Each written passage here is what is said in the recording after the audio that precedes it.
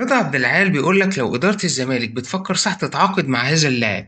رضا عبد العال انتقد الأهلي في إنه قام برحيل اللاعب أحمد القندوسي لنادي سيراميكا لأنه لاعب عالي جدا. ورضا عبد العال من خلال تصريحاته قال إن هو لاعب بيديك ريحة ميسي في نص الملعب، وبيقدر يستلم الكرة وبيقدر يوزع بشكل كبير جدا. وبيقول لو نادي الزمالك يقدر يحصل على خدمات احمد القندوسي هنقدر ان احنا يقدر النادي ان هو يتنقل نقلة فنية عالية جدا.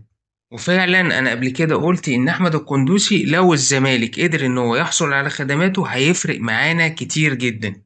وخلال الفترة اللي فاتت ارتبط اسم احمد القندوسي بامكانية انتقاله لنادي الزمالك، لكن وكيله اللي هو ناصر يحيى وكيل اعماله رد علينا في الموضوع ده وقال لنا ان هو طبعا يتمنى ان اللاعب يتنقل لنادي الزمالك، ولكن احنا خلال الفترة اللي فاتت حاولنا ان احنا